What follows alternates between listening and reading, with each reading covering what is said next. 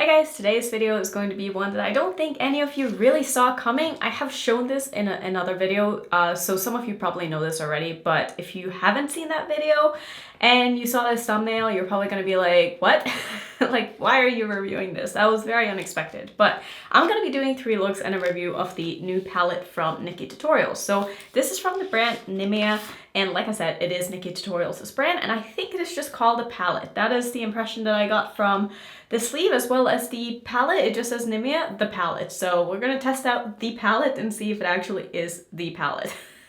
If you haven't already seen this, it looks like this. It's a mix of blues and neutrals pretty much, and I honestly think this is a very well done palette. There's a lot of things that they've done right with this, and I'm excited to show you the looks that I've done. I've already filmed 2 of them, so those will be at the end of the video, and then I'm gonna do 1 look with you together on camera. So I think we should just go ahead and dig in. This palette should be available still. I bought it through Nimya's website. I had a good experience. I mean, it took a little while to ship, but it is kind of far, so I kind of expected that, but so far I will say I'm having a really good experience with this, and I'm excited to do another look. Now obviously the color story isn't the most exciting. I mean, it is what it is. It's a neutral palette with a pop of blue, and I feel like it's very much Beauty Gurus like 4 years ago, 3 years ago, but honestly this has been a color story that I've been kind of into lately, so I'm not too upset about it, and I feel like the looks that I've done have been really cool, and I've been impressed with just how intense and pigmented the formulas in this palette are, and they're also quite easy to work with. So I'm excited to do another look because the only shade that I feel like I want to use that I haven't tried yet is the blue matte, because I wanted to save it for this look so we can really test that out together. So I don't think I want to do anything super fancy today. I think I want to mostly focus on this one. I do want to have some sort of a transition to blend that into, so I think I'm going to use the pink because those aren't going to muddy up, and it's just going to make for like something to really buff it into, because the blue is very dark. So I'm just going to go ahead and put some of this into my crease, and this shade right here, this shimmer, is so stunning that I think I'm going to probably use this one and this one on my lid or something like that. We'll see kind of when I get there, but I'm just going to go ahead and put the shade called Swish into my crease as my transition shade here, and we're just gonna put these colors on the eyes and just kind of see how they work. This color definitely has a lot of pigment to it, despite it being a very pastel shade. It's for sure showing up on my eyes, and I think it's gonna work well together with that blue shade. So far so good. I don't think I'm gonna take this under my eye or really in the outer corner. I just want to have a little bit of help to just blend it into my crease.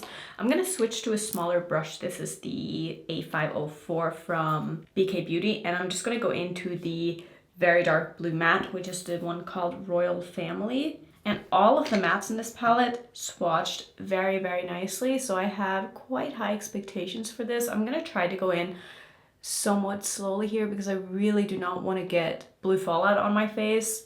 That is one of the worst colors that you can get fallout with, because if it doesn't wipe away, you're just stuck with a ton of blue eyeshadow on your face, and it's not a good look. So I'm just packing it on here in the outer corner before I do any kind of blending, and it seems to be pretty opaque, but not as opaque as maybe I expected. It's taken quite a few dips into the pan to really get this to be super nice and rich, but as long as it blends out nicely, I'm fairly happy with how this is looking so far. I do feel like I have to go over certain spots a few times, but as long as the shadow builds, that's totally fine.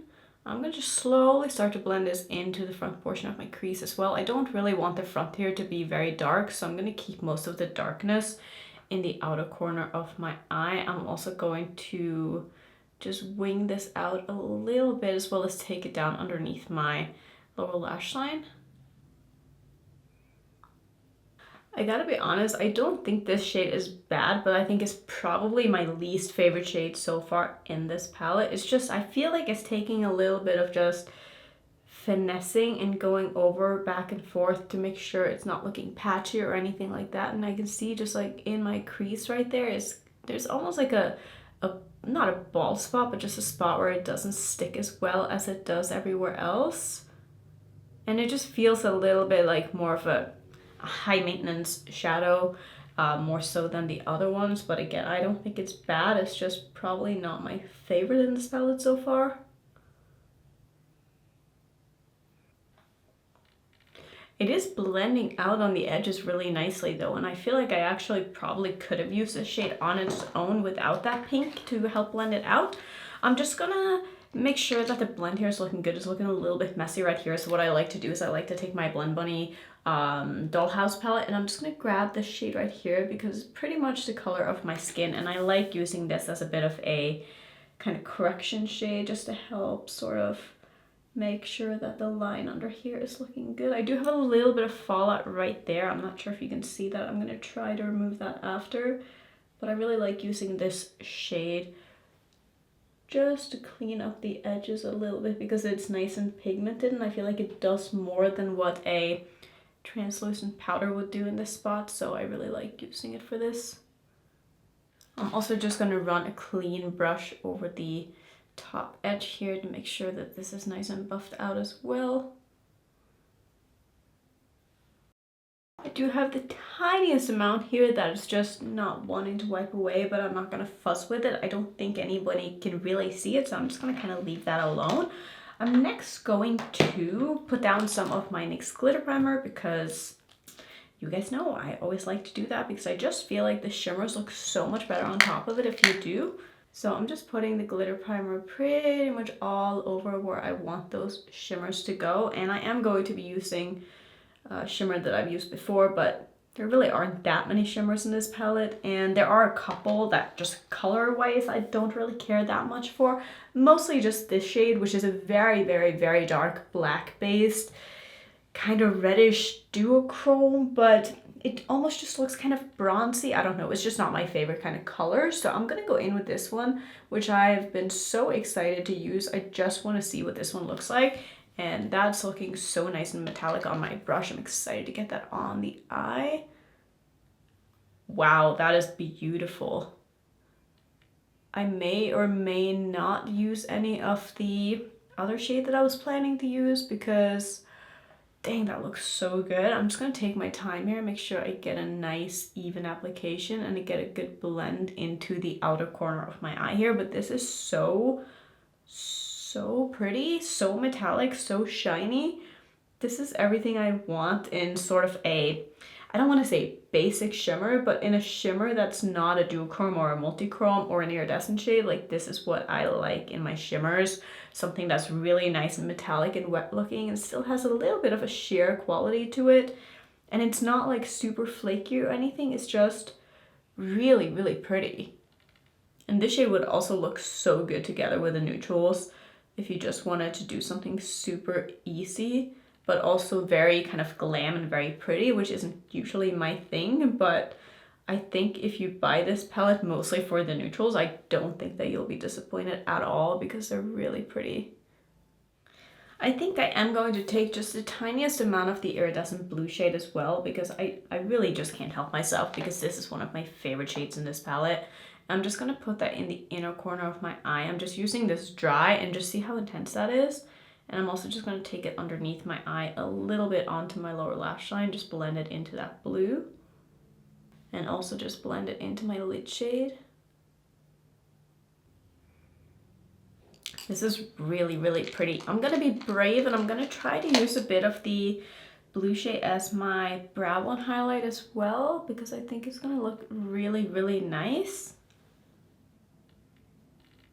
Yeah, that is exactly what I wanted, and I could definitely use this as a face highlighter as well if I was in the mood for a blue highlighter, but I don't think that's where I'm going today. But this, I feel like the formula for this would be really nice as a face highlighter, so if you get this palette and you're not afraid to have a blue highlighter, definitely try it because I know it would work great. So I think I'm just gonna go ahead and pop on some liner and some lashes, and I'll come back and I'll show you the other two looks that I've done with this as well. It's just kind of give you my overall thoughts and my review on this.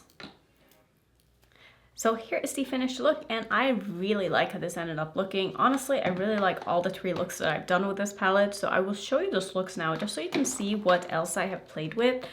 For the first look I did, I really wanted to focus mostly on like the oranges because I wanted to see how pigmented they are. And can I just say, like, oh my god, the matte orange in this palette is so freaking insane. Like, it's so pigmented. It's almost like it's a neon orange. Like, that is how I would explain it. It's a neon. Like, it's absolutely crazy.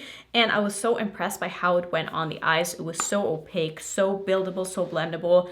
And the shimmer that I put over the top was really pretty as well. I wanted this look to be super, super simple. So I just put some brown under my eye, and that was pretty much it. I didn't have a ton of time that morning, so I wanted to keep it nice and simple and still impactful, and I feel like it did exactly what I wanted it to do, and I was so impressed. For the second look that I did, I wanted to play some more with the neutrals in this, but I also wanted to test out some of the blues. So I did a very, very basic, just neutral crease with a pop of blue on the lid, and that was pretty much it. But honestly, I think that the shadows were such a joy to work with. They performed so well. The neutrals blended out so nicely. The blue shimmer that I put on my lid is absolutely stunning, and there's something so sophisticated about the formula. I feel like it's a duochrome, but it's quite subtle, but it's also kind of shiny without being like too in your face. And I think a lot of people would really, really like this formula.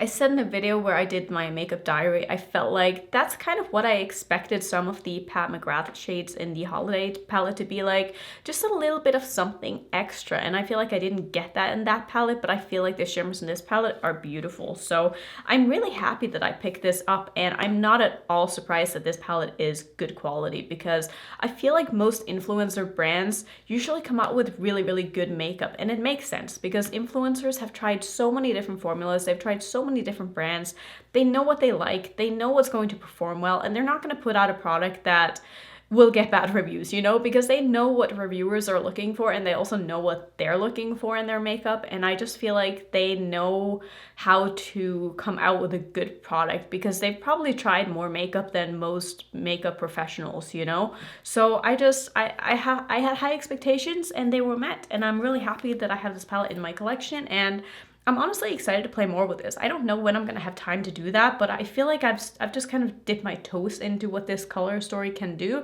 Now, of course, it's not the most groundbreaking or versatile color story in the world, but I feel like if you like doing pretty basic looks, I think you're gonna like this palette. The blue is the only one that I'm a little bit like, it's okay. I don't love it, but I also don't dislike it by any means. It's just I feel like I have a couple of better blue dark mattes in my collection over this one, but it totally works fine. It looks really nice. It blended out nicely. It just took a little bit of time to make sure that I got like a very opaque application where it is that I wanted it, but I feel like in the outer corners of my eye, it's still looking really, really good. So that's going to be my review. I'm happy I bought this palette. I'm happy I have it in my collection, and I can see myself using it again. So that's going to be it for today.